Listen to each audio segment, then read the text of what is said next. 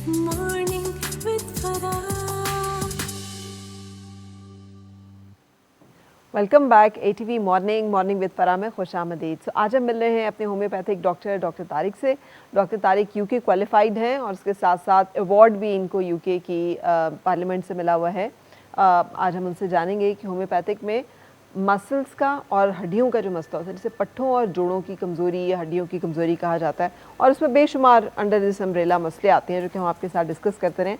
Homeopathic में उनका क्या इलाज है? अस्सलाम वालेकुम डॉक्टर साहब, कैसे हैं आप? जी खैरियत से, thank you very much for calling. Thank you for joining doctor साहब। जी। अच्छा डॉक्टर साहब, ये बताइएगा कि ऑस्टियोआर्थराइटिस या रोमेटॉइड आर्थराइटिस, इनका हमें क्या इलाज होम्योपैथिक ऑफर करती है? होम्योपैथिक मेडिसिन्स इन दोनों सिचुएशंस में, इन दोनों डिजीज़ में बेहतरीन और अच्छा और सक्सेसफुल ट्रीटमेंट देती हैं। अच्छा।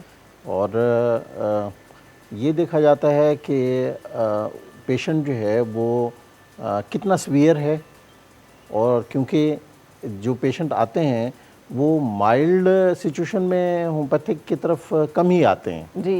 वो ज़्यादा सीवियर कंडीशन में होम्योपैथी की तरफ रुजू करते हैं, जहाँ पे उन्होंने बेशुमार पेन किलर्स यूज़ किए हुए होते हैं, बेशुमार स्टीरॉइड्स इस्तेमाल किए हुए होते हैं, और उनको फिर डॉक्टर ये मशवरा देते हैं कि सर्जरी करवाएं आप, अपने जॉइंट्स चेंज करवाएं आप। हाँ जी। तो वो फिर घबरा के और डर के होम्योपैथी की तरफ तवज्जो देते हैं।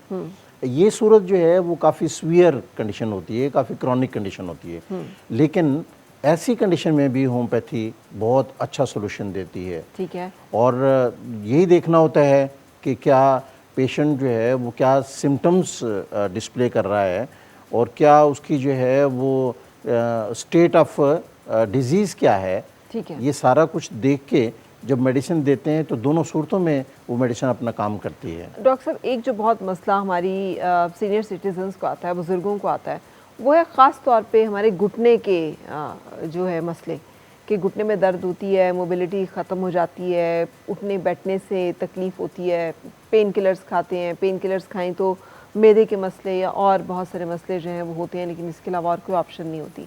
तो होम्योपैथिक कैसे पेन फ्री कर सकता है? और ख़ास तौर पे जैसे वो होता है कि जी आपके दरमियान जो कार्टिलेज है वो ख़त्म हो गई है, हड्डियाँ एक दूसरे के साथ जो है रगड़ खा रही हैं, जिसकी वजह से दर्द साइनोवियल फ्लूइड ख़त्म हो जाता हो गया है। है। तो इसको कैसे हम बेहतर कर सकते हैं कि साइनोवियल फ्लूइड जो है हमारा वो बेहतर रहे? जी, वो कार्टिलेज जो है जो ख़त्म हो चुकी होती है ना, होम्योपैथिक मेडिसिन उसको भी रिवाइव कर लेती हैं, उसको भी जनरेट कर लेती हैं उस कार्टिलेज को। ये होम्योपैथी का कमाल है। और वो जो साइनोवियल फ्लूइड ख़त्म हो चुका होता है और जिसके कम होने की वजह से वो वहाँ पे लुब्रिकेंट नहीं होता कि जो उनके रगड़ को जो है वो बचा सके, और उसके बाद फिर इन्फ्लेमेशन कॉज हो जाती है। जब आपस में रगड़ती हैं हड्डियाँ तो इतनी इन्फ्लेमेशन हो जाती है कि पेशेंट स्वेलिंग के साथ आता है और वो चल भी नहीं पाता, वो बिल्कुल इमोबाइल हो जाता है। तो ऐसी सूरत में जब हम मेडिसिन उनको, पेशेंट को उसकी सिम्टम्स के मुताबिक देते हैं, ना सिर्फ ये कि उनकी स्वेलिंग जॉइंट्स की उसको रिड्यूस करना शुरू कर देती है, बल्कि वो रीजनरेट करना शुरू कर देती है उस कार्टिलेज को और उस साइनोवियल फ्लूइड को, तो जिसकी वजह से आराम मिलना शुरू हो जाता तो है। कितना अरसा लगता है कि इसको रिवर्स किया जा सके? क्योंकि ये तो एक बहुत फिजिकल चेंजेस हैं जी। ये और मेडिकल साइंस जो है, अगर इतना ही कुछ सोल्यूशन होता है तो शायद मेडिकल साइंस भी कुछ कर सकती। उनके पास नी रिप्लेसमेंट्स और इन चीज़ों के अलावा और ऑप्शंस नहीं है, या ये कि मैनेज करते हैं वो कि इस नौबत तक आए ही ना मसला। लेकिन आप कह रहे हैं कि अगर आ जाए तो इसको रिवर्स कितने टाइम में, और कौन सी मेडिसिन है जो आप रेकमेंड करेंगे कि लीजिए? जी, इसको टाइम जो है वो तो डिफरेंट टाइम्स होते हैं डिफरेंट पेशेंट्स के हिसाब से, कि वो किस सीवियरिटी के साथ आए हैं, और क्या वो उसके साथ साथ वो तमाम जो डाइटरी टिप्स उसे दी जाती हैं क्या उसको भी फॉलो करेगा या नहीं क्या करेगा। डाइटरी टिप्स को फॉलो करना चाहिए जी, जिन लोगों एक को तो ये जोड़ों का मसला है? जी, जिसको जोड़ों का मसला है उसको फौरी तौर पे रेड मीट तो बिल्कुल छोड़ देना चाहिए। बड़ा भी और छोटा भी? जी हाँ, ये उसको छोड़ देना चाहिए बिल्कुल। तो अगर ईद गुजरी हो अभी कुछ अरसे पहले और फिर भी, या आने वाली हो तो भी? जी, वो ये चाहे कुछ भी हो, देखें सेहत से बढ़ के तो कुछ भी नहीं है ना। ऐसी ही बहुत सारी ईदें वो और भी देख सकता है अगर वो अपनी सेहत का ख्याल रखेगा। You mean absolutely no? कोई थोड़ा बहुत क्वांटिटी भी नहीं? नहीं, उसको तो बिल्कुल सख्ती के साथ परहेज़ उसका करना ज़रूरी है ना। ठीक है। जंक फूड का परहेज़ करना सख्ती के साथ ज़रूरी है। और फिर उसे जो है वो अपना लाइफस्टाइल भी चेंज करना पड़ेगा। उसको जो है वो अगर स्मोकिंग करता है, वो स्मोकिंग उसको जो है ना वो छोड़नी पड़ेगी, छोड़ देनी चाहिए, क्योंकि यही चीज़ें उसकी बेहतर और जल्दी रिकवरी का बायस बनती हैं। सही। और जो मेडिसिन हम देते हैं उनमें बेस्ट मेडिसिन जो है वो ब्रायनिया एल्बा 30 में हम यूज़ करवाते हैं, रस्टॉक्स 30 में हम यूज़ करवाते हैं, इसी तरह से कैल्मिया देते हैं हम, कॉल्चिकम देते हैं मेडिसिन, और क्या ज़बरदस्त उसके रिजल्ट्स मिलते हैं। ठीक है। अनबिलीवेबल रिजल्ट्स मिलते हैं। सही। अच्छा, ये अब इससे बिल्कुल हटकर एक बात करने लगी हूँ। डायबिटीज़ न्यूरोपैथी भी एक कंडीशन होती है कि जिसमें बुज़ुर्ग जो हैं जिनको लंबे अरसे से शुगर है, समहाउ फ्लक्चुएट करती रहती है, कंट्रोल नहीं हो रही, उसकी वजह से उनकी टांगों में टिंगलिंग या दर्द या सुन्न हो जाना, इस तरह की कैफियत हैं। तो क्या उसको भी मैनेज किया जा सकता है होम्योपैथी? उसको भी होम्योपैथिक मेडिसिन से बेहतरीन अच्छे तरीके के साथ मैनेज किया जा सकता है। और क्या मेडिसिन उसके लिए रेकमेंड जी, करेंगे? उसके लिए मेडिसिन जो हैं वो तो अगर वो एलोपैथिक मेडिसिन ले रहा है तो हम फौरी तौर पे एलोपैथिक मेडिसिन के विड्रॉल के उसको एडवाइस नहीं करते किसी भी सूरत। हाँ, ये करते हैं कि हम साथ साथ होम्योपैथिक मेडिसिन कुछ गैप के साथ हम यूज़ करवाते हैं। जब उसकी कंडीशन ऐसी हो जाए कि हाँ वो उन मेडिसिन को टेपर डाउन कर सके, तो फिर हम उसको टेपर डाउन करवा के और मेडिसिन बिल्कुल ज़ीरो करवा देते हैं। वो हमारी मेडिसिन के ऊपर ना सिर्फ ये कि डायबिटीज़ कंट्रोल हो सकती है, बल्कि डायबिटिक न्यूरोपैथी जो है वो भी कंट्रोल होना शुरू हो जाती है। ठीक है। ये टिंगलिंग, ये नमनेस, ये सारी चीज़ें जो हैं वो, अच्छा बात सूरतों में तो सिर्फ एक पार्ट की जो टिंगलिंग पेशेंट बता रहा होता है जी। अब हमने उसको फोकस करना होता है कि इस पार्ट की टिंगलिंग को कैसे कंट्रोल किया जाए। मसलन ये कि एक पेशेंट हमारे पास आया, वो कहने लगा मुझे तो सिर्फ और सिर्फ फीट की फिंगर्स की नमनेस है, ठीक है, और पूरी बॉडी में कहीं नहीं है, जबकि बहुत सारे दूसरे पेशेंट्स को पूरी बॉडी के डिफरेंट पार्ट्स में होना शुरू हो जाती है। तो अब हमने उसको फोकस किया कि उसके फीट की टिंगलिंग को कैसे कंट्रोल किया जाए, along with considering the diabetes उसके बैकग्राउंड में। ठीक है। जब हमने उसके लिए मेडिसिन दी, कुछ मेडिसिन ऐसी हैं कि जो हम डायबिटीज़ में यूज़ करवाते हैं और बहुत अच्छे उसके रिजल्ट्स मिलते हैं, जैसे कि साइजिजियम है, साइजिजियम जेम्बुलिनम, वो हम यूज़ करवाते हैं मदर टिंक्चर में। हम जिम्नेमा सिल्वेस्टर यूज़ करवाते हैं, इसके बहुत अच्छे रिजल्ट्स मिलते हैं। उसके साथ फिर हमने उनको सिम्टम्स को भी देखना होता है कि क्या सिम्टम्स हैं, और उनके मुताबिक फिर जो मेडिसिन रेमेडी जो है वो सैकड़ों में हैं वो रेमेडीज़, उसमें से जो पिक होती है मेडिसिन वो फिर साथ में देते हैं, तो बेहतरीन रिजल्ट मिलना शुरू हो जाते हैं। बिल्कुल ठीक है। अब हम बात कर रहे थे जिन लोगों को जोड़ों का मसले होते हैं। अच्छा, इस सिर्फ ये नहीं, अगर इसके अलावा भी हड्डियों की कमज़ोरी हो रही है, ख़वातीन में हड्डियों का भुरभुरापन होना शुरू हो जाता है, ऑस्टियोपीनिया हो रहा है, या फिर ऑस्टियोपोरोसिस तक नौबत आ गई है, आपके ख्याल में इसको कैसे बेहतर किया जा सकता है होम्योपैथिक से, कि कैल्शियम जो हमारी हड्डियों से निकल चुका है, क्या वो भी बेहतरी की तरफ, बोन डेंसिटी भी बेहतर हो सकती है? जी बिल्कुल। ये सिचुएशन जिसमें कि क्योंकि ये ओल्ड एज का जो है ना ये प्रॉब्लम है, ऑस्टियोपोरोसिस उस एज में होता है जहाँ पे आपको कैल्शियम की रिक्वायरमेंट बढ़ जाती है, लेकिन कोई भी ऐसी आर्टिफिशियल कैल्शियम आप नहीं ले सकते या कैल्शियम सप्लीमेंट आप नहीं ले सकते जो कि बहुत सारे दूसरे प्रॉब्लम खड़े कर सकती हैं। जी, किडनीज में आपके किडनी पत्थर हो सकते में स्टोन बना सकती हैं, और बहुत सारे प्रॉब्लम्स हैं कि जो इसके साथ हो सकते हैं।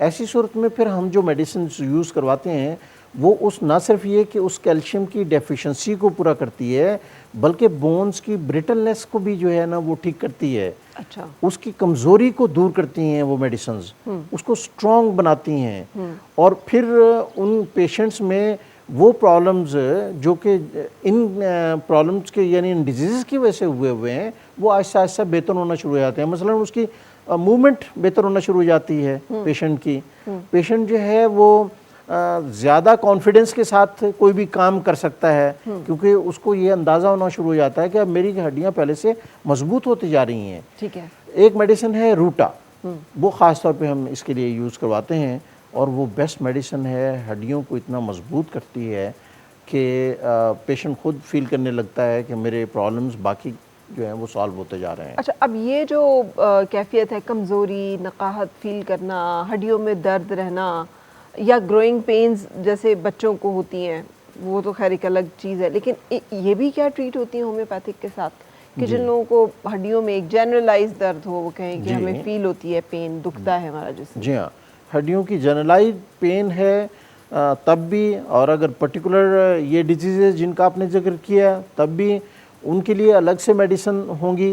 लेकिन अब जैसे ये कि कुछ पेशेंट्स जो हैं वो रेस्टलेसनेस के साथ वो बताते हैं कि हमें जो है ना टांगों की उस हड्डियों में दर्द हो रहा है, कोई जो है वो लोअर पार्ट का बताते हैं, तो कोई अपर पार्ट का बताते हैं, कोई जो है वो हिप बोन का सिर्फ प्रॉब्लम लेके आते हैं कि जी हिप बोन में हमें पेन हो रहा है। ऐसी सूरत में जो मेडिसिन्स हम सेलेक्ट करते हैं वो मेडिसिन्स वो जनरल मेडिसिन्स नहीं होंगी, वो फिर इंडिविजुअलाइज्ड मेडिसिन्स होंगी, लेकिन वो अपने टारगेट के ऊपर ऐसा इफेक्ट करती हैं।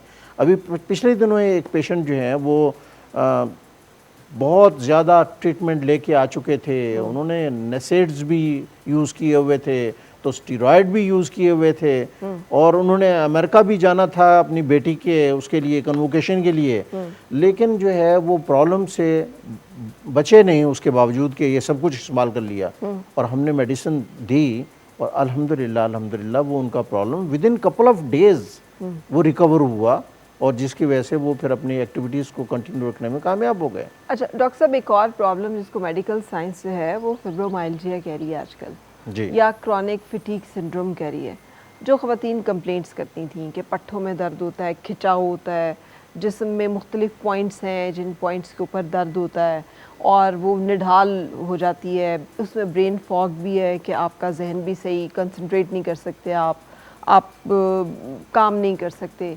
सो ये जो एक कैफियत है जिसका वो कह रहे हैं कि कोई इलाज नहीं है सिवाय इसके कि आप पेन किलर लें, रेस्ट करें या इस तरह की मैनेजमेंट, तो होम्योपैथिक इसको समझती है या इस तरह की रिसर्च होम्योपैथिक में हो रही है कि जो नई चीज़ें आइडेंटिफाई हो रही हैं या शामिल हो रही हैं उनके ऊपर भी इलाज हो? जी, इसकी जो बेहतरीन रेमेडी है ना वो है आर्निका। अच्छा, आर्निका आपके मसल्स को स्ट्रॉन्ग करती है और आपके किसी भी पार्ट के पेन को, जो कि मस्कुलर पेन है, उसको कंट्रोल करती है। ये पट्ठों का कहते हैं, सो पट्ठर is not muscle usually, it's usually nerves, nerve endings as well as cartilages, कुछ इस तरह के एरियाज। जी हाँ, बिल्कुल इसी तरह से वो पेशेंट जो है वो शदीद दर्द के साथ आता है, जो उसे ये खुद पता नहीं होता कि मुझे जो है वो पेन ये पट्ठों में है या मुझे जो है वो ये हड्डियों में है अंदर, ये कहाँ है, लेकिन वो स्टिफनेस ऐसी सीवियर होती है कि वो जो है वो उन सिम्टम्स के हिसाब से मैं आपसे अर्ज़ कर रहा था कि मसल्स का पेन है अगर, तो फिर arnica is the best medicine and everyone can use it. Everyone can use it, ठीक है, लेकिन ये कि अगर उसकी सिम्टम्स वो वाली नहीं है मस्कुलर पेन के साथ, तो फिर वो दूसरी रेमेडी को सेलेक्ट करना पड़ेगा। ठीक है, और वो दूसरी रेमेडी जो सेलेक्ट करेंगे वो किसी तरह का भी पेन हो, ज़्यादातर जो है वो जैसे आपने कहा ना कि फ़ीमेल ही ज़्यादातर जो है ना इस प्रॉब्लम के साथ, क्योंकि फ़ीमेल्स में हार्मोन का इम्बैलेंस और फ्लक्चुएशन होती रहती है, उस फ्लक्चुएशन की वजह से भी ऐसा होता है, तो फिर हमें हार्मोन्स को भी देखना होता है साथ में और मस्कुलर पेन को भी देखना होता है। नहीं, मैंने बल्कि ये रिसर्च शेयर भी की थी अपने देखने वालों के साथ, ये बहुत लेटेस्ट वो है, उन्होंने कहा है कि सप्रेस्ड इमोशंस जो हैं, जो गुस्सा है या गम है या कोई भी ऐसी कैफियत है जो आपको अंदर ही अंदर खाई जाती है और आप उसका इजहार भी नहीं करते या उसका हल नहीं करते, तदारुक नहीं करते, तो वो फिर इस तरह की लॉन्ग टर्म बीमारियों में अपने आप को रिप्रेजेंट करते हैं। फिर वो जिस्म जो है, आपकी जज्बाती जो इश्यूज़ हैं या इमोशनल जो क्राइसिस हैं, वो फिर आपकी जिस्मानी बीमारियों में जब तब्दील होते हैं, तो इस तरह की बीमारियां, और उसमें ख़ास तौर पे उन्होंने क्रॉनिक फटीग सिंड्रोम कहा कि ये हो जाता है, ये ऑटो इम्यून डिजीज़ हो जाती हैं कि ये उसकी बेसिक वजह ये होती है कि हमारे जज्बाती उलझाव या हमारे अनमेट जिसे कहना चाहिए इमोशंस या नीड्स, तो वो इसमें जाते हैं। अच्छा डॉक्टर साहब, ये भी बताइएगा कि जैसे बुज़ुर्ग हैं और मोबिलिटीज़ के इश्यूज़ हैं, सुबह या 40s में लोग हैं, 50s में हैं, उठते हैं जिस्म में खिंचाव है, फ्रेश नहीं फील करते, जिस्म जो है उसमें दर्द है, स्मॉल जॉइंट्स पेन जो है वो भी साथ इन्वॉल्व है, तो क्या किया जाए? जी, उसके लिए होम्योपैथिक मेडिसिन जो यूज़ करते हैं ज़्यादातर वो लेडम, ठीक है, जैसे लेडम पाल, गंठिया की तरफ भी एक चीज़ जी जो चलती है। जी बिल्कुल सही कहा। लेडम पाल जो है वो एक ऐसी मेडिसिन है कि जो ऐसे इश्यूज़ को जो है वो एड्रेस करती है और बहुत अच्छे रिजल्ट्स देती है। रस टॉक्स जो है वो बहुत अच्छे रिजल्ट्स होते हैं उसके। बाद सूरतों में उनको आपस में मिला के भी देना पड़ता है, ठीक है, कि अगर वो सिम्टम्स जो हैं वो एक दूसरे की कॉम्प्लीमेंट्री जो है मेडिसिन होती हैं उनको देना पड़ता है। वो उनकी हड्डियों को भी मजबूत करती है, उनके मसल्स को भी मजबूत करती है, उनकी मोबिलिटी को आसान बना देती है। ठीक है, और वो जो ख़ास तौर पे वो सुबह की फटीग को, स्टिफनेस को या पेन है, जी हाँ, वो उसको ख़ास तौर पे जब देख के और इस सिम्टम को हाईलाइटेड लेके जब मेडिसिन देते हैं ना, तो वो सुबह की स्टिफनेस तो फौरी तौर पे रिकवर होना शुरू हो जाती है। बिल्कुल सही। और बाकी के प्रॉब्लम जो हैं वो थोड़ा सा टाइम लेते हैं अगर क्रॉनिक हों, अदरवाइज ये वाली सिम्टम्स जो हैं ये बहुत जल्दी रिलीफ पहुंचाती हैं पेशेंट को। फिर हम कुछ ऐसा ऑयल भी तैयार करते हैं कि जो जिसमें होम्योपैथिक मेडिसिन सिर्फ यूज़ की जाती हैं। सही। और वो जब ऑयल सुपरफिशली टॉपिकली उसको लगाया जाता है तो उससे और भी ज़्यादा बेहतर रिजल्ट्स मिलना शुरू हो जाते हैं। और ये आप बात करें जॉइंट्स में दर्द हो रही है, घुटनों में दर्द हो रही है या जिस्म के किसी भी जोड़ में दर्द हो रही है, तो वहाँ पे उसका मसाज किया जाए और साथ ही जो है वो ओरल मेडिसिन ली जाए, वो उस इन्फ्लेमेशन को भी कवर कर लेगी, उस पेन को भी फौरी तौर पे एड्रेस करेगी और ऐसी सिचुएशन भी नहीं पैदा होने देगी कि जो इंग्लिश मेडिसिन से या एलोपैथिक मेडिसिन से हो जाती हैं। क्योंकि पेन किलर जो हैं जैसे आपने फरमाया या मसल ओल्ड एज में तो हाँ, मसल रिलैक्सेंट्स भी दिए जाते हैं। जी, मसल रिलैक्सेंट इस नाम से तो हम ये नहीं कह सकते कि हमारे पास कोई मेडिसिन हैं कि जो मसल रिलैक्सेंट हैं, लेकिन वो मसल्स को ऐसे रिलैक्स करती हैं कि वो वही है ना कि सिम्टम्स ये देख के कि क्या इसका पेन जो है उसके साथ मसल्स भी इन्वॉल्व हैं, सही का क्या उसके साथ कार्टिलेज इन्वॉल्व है, क्या कुछ टेंडन्स इन्वॉल्व हैं, वो सारा देखने के बाद जो मेडिसिन देते हैं वो चाहे कॉमन मेडिसिन ना भी हो लेकिन वो मेडिसिन काम करती है और बेहतरीन काम करती है। हमारे हड्डियों के और मोहरों के बहुत सारे मसाइल आते हैं और उसमें भी ज़्यादातर हमारे बैड पोस्चर की वजह से एनाटमी ही हमारी जो है वो चेंज हो गई होती है, उसमें प्रॉब्लम्स आगे होते हैं। या फिर वहाँ पर भी यही मसला होता है कि उनके दरमियान जो फ्लूइड है वो ख़त्म हो गया या जो कार्टिलेज है वो ख़त्म हो गया। अब ये गैप उनका कम हो गया। अब ये भी एक बड़ी तकलीफ दे सूरत हाल होती है जी। इसके लिए अगर ये सूरत हाल डेवलप हो चुकी है तो क्या किया जा सकता है? जी, एक तो वो अपना लाइफस्टाइल जो है वो उसको चेंज करे पेशेंट, वो अपना पोस्चर बेहतर करे, लेकिन उसके साथ साथ जब उसको होम्योपैथिक मेडिसिन अगर वो लेगा तो वो उसके बैक बोन में स्ट्रेंथ पैदा करेगी। उसके जो आर्टिफिशियली जो गैप ख़त्म हुआ है पोस्चर की वजह से उस गैप को नॉर्मल करेगी, क्योंकि होम्योपैथिक मेडिसिन नेचुरल मेडिसिन हैं, वो हर चीज़ को नेचुरली लेके आती हैं, तो वो उस गैप को ख़त्म कर दी। अच्छा, फिर वो गैप कम होने की वजह से जो नर्व्स ट्रैप हुई होती हैं, कंप्रेस हुई होती हैं, उन कंप्रेस नर्व्स को जो है वो उसकी इन्फ्लेमेशन को ख़त्म कर देती है वो मेडिसिन। ठीक है। और पेशेंट जो है वो रिलैक्स होना शुरू हो जाता है। ज़्यादातर जो हमारे पास पेशेंट आते हैं वो नेक स्टिफनेस के साथ आते हैं और वो आजकल तो ज़्यादा वो स्क्रीन टाइम ज़्यादा होने की वजह से या हमारा लाइफस्टाइल ऐसा है कि जिसमें लैपटॉप यूज़ हो रहे होते हैं या फिर मोबाइल यूज़ हो रहे होते हैं, तो एक ही जगह पे एक ही पोस्चर के ऊपर पेशेंट बैठा हुआ है और वो घंटों घंटों से पता नहीं चल रहा कि भी मैं अपने काम में मसरूफ़ हूँ। तो क्या उसको भी मसल रिलैक्सेंट के बगैर और पेन किलर के बगैर होम्योपैथिक से बेहतर किया जा सकता है? होम्योपैथिक मेडिसिन से उसको भी रिलीफ मिलता है। लेकिन कितने अरसे में? अगर एक बहुत शदीद तकलीफ़ है तो उसको आप ये तो नहीं कह सकते कि 6 महीने खाएं तो उसके बाद पता चलेगा। नहीं, ऐसा होता भी नहीं है। होम्योपैथी में कोई भी इतना इंतज़ार नहीं करेगा, ख़ास तौर पे जो हमारे पास बच्चे लेके आती हैं ना माएँ, कि जी इनको ये डायरिया है, इनको मेडिसिन दी तो अगले ही डोज में जो है वो डायरिया रुक गया। इसी तरह से कुछ पेशेंट आते हैं कि जी माइग्रेन है जी, तो अब कौन घंटों इंतज़ार करेगा या कौन दिनों का इंतज़ार करेगा कि होम्योपैथिक मेडिसिन एक हफ्ते के बाद असर करना शुरू करें। नहीं, ऐसी मेडिसिन मौजूद है हमारे पास, ऐसी मेडिसिन कि जिसे हम देते हैं फौरी तौर पे उसका असर मिलता है और यही वजह है कि पेशेंट फिर रिपीटेडली हमारे पास आते हैं। आपने माइग्रेन का जिक्र किया, अब माइग्रेन भी एक ऐसा प्रॉब्लम है कि जिनको हो उसके ट्रिगर्स होते हैं और वो होता रहता है जी, और सारी ज़िंदगी जो है वो उससे जान नहीं छूटती है।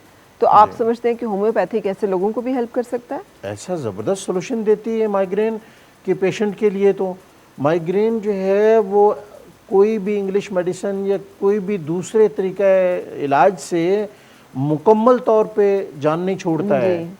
होम्योपैथी का अल्हम्दुलिल्लाह अल्हम्दुलिल्लाह ये मैजिकल इफ़ेक्ट है कि मिराकुलस इफ़ेक्ट है कि पेशेंट जो है वो बिल्कुल सिम्टम फ्री हो जाता है। अच्छा, एक पेशेंट का मैं जिक्र करूं, बावलपुर से हमारे पास आई और वो उसकी सिम्टम क्या थी कि मेरी आँख में ऐसे दर्द होता है जैसे कोई छुरा घोंप रहा हो और वहाँ से शुरू होता है जो फिर पीछे की तरफ एक्सटेंड करता है, रेडिएट करता है ये।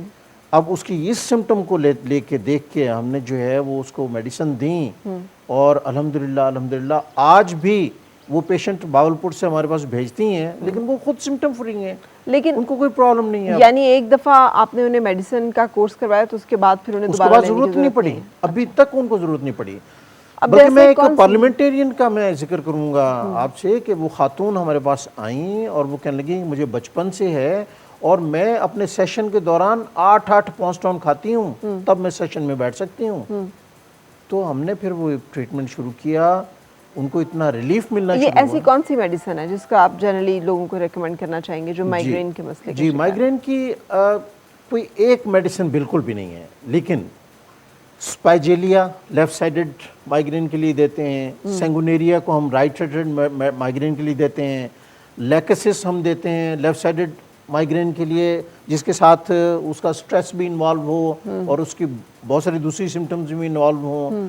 फिर हम डामियाना एक मेडिसिन है वो देते हैं, तो उससे जो है ना पेशेंट 2-3 डोजेज के बाद उसको नींद आना शुरू हो जाती है और वो जो है वो कंप्लीट और एक साउंड स्लीप के बाद ऐसे फ्रेश उठ के खड़ा हो जाता है। सही। तो इस तरह की और भी मेडिसिन है, आयरस भी है। इसका मतलब ये कि जो इंसोम्निया के मसले का शिकार हैं, जिनको नींद नहीं आती, बेख्वाबी है, जी उनका भी इलाज फिर होम्योपैथिक से हो सकता जी, है? उनका भी होम्योपैथी से इलाज होता है। उसके यानी लिए उनको नींद की गोलियां खाने की जरूरत ना पड़े। ज़रूरत नहीं पड़ती है और खुद पेशेंट आके कहते हैं कि हम नींद की गोलियों से बेजार आ चुके हैं, क्योंकि एक तो डिपेंडेंट हैं हम कि वो हमने शुरू की 2 mg से तो फिर 10 mg के ऊपर चले गए हम। जी। एक तो हम इस तरह से वो बढ़ाते जा रहे हैं, फिर उनके साइड इफ़ेक्ट्स की वजह से हम बहुत परेशान हैं। तो वो जब आते हैं हम मेडिसिन देते हैं और पैसिफ्लोरा एक ऐसी मेडिसिन है कि वो नींद के लिए कॉमन मेडिसिन है जो यूज़ करवाई जाती है और बहुत अच्छे रिजल्ट्स हैं उसके। साइपरपेडियम भी देते हैं हम उसके लिए, कालीफॉस 200 में देते हैं। कभी आप कालीफॉस को देखिएगा, आप काफ़ी काम करती हैं और बहुत मेहनत का काम होता है आपका, तो कभी शाम में एक डोज कालीफॉस की आप 200 में लेके देखिएगा और उस दिन की स्लीप, उस रात की स्लीप और दूसरी स्लीप को कंपेयर कीजिएगा तो आपको अंदाज़ा होगा कि कितनी साउंड स्लीप थी सही। और कितना रिलैक्स रही हैं आप उसमें। ठीक है। तो ये है साइपरपेडियम एक ऐसी मेडिसिन है जो हम यूज़ करवाते हैं। कूफिया देते हैं हम, बच्चों को नींद नहीं आ रही होती है तो हम कूफिया देते हैं, कूफिया से बच्चे आराम से सोते हैं। ठीक है डॉक्टर साहब, अब हमें वाइंड अप करना है। तो बेसिक जिस मसले के ऊपर हम फोकस कर रहे थे कि हड्डियों का, जॉइंट्स का जहाँ इशू और पेन आ रहा हो, उनके लिए क्या आप मज़ीद रेकमेंड करेंगे कि जिन लोगों को लगे कि उनका मसला जो है बहुत पेन है या स्टार्टिंग में है, अभी इतना नहीं है, या फैमिली हिस्ट्री है, तो क्या कुछ प्रिवेंट भी किया जा सकता है कि ना ही मसला इतना जाए कि आप माजूरी तक पहुँचें और आप मोहताजी तक आ जाएं? जी, प्रिवेंट करने के लिए तो अपना डाइटरी स्टाइल जो है ना और डाइटरी इनटेक जो है वो उसको बेहतर बनाना होता है। ठीक है। अगर वो पेशेंट अभी से ख्याल करना शुरू कर दे और बेहतर करना शुरू कर दे तो वो इस प्रॉब्लम की सिविरिटी से बच लेकिन सकता कोई है। मेडिसिन ऐसी नहीं लेनी होती पहले से कि चलें आपकी हड्डियाँ मजबूत रहें? कैलकेरिया कार्ब एक ऐसी मेडिसिन है कि जो आपकी हड्डियों को मजबूत भी करती है उसको जो है वो पोरस होने से भी बचाती है, उसको ब्रिटल होने से भी बचाती है, वो कमज़ोर होने से।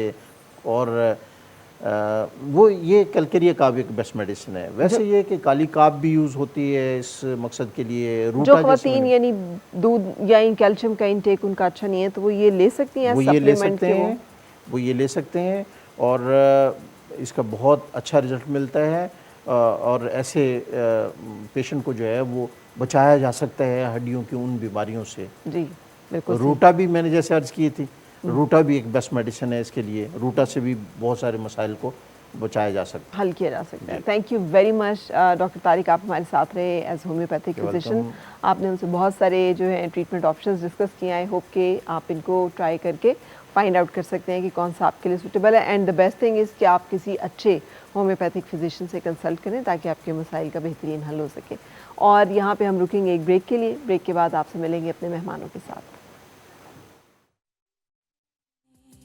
और मिलके गुनगुनाए हैं गुमशुदा जो खुशियाँ सारी वो ढूंढ लाए। आओ फिर से मुस्कुराए मॉर्निंग विद फराह।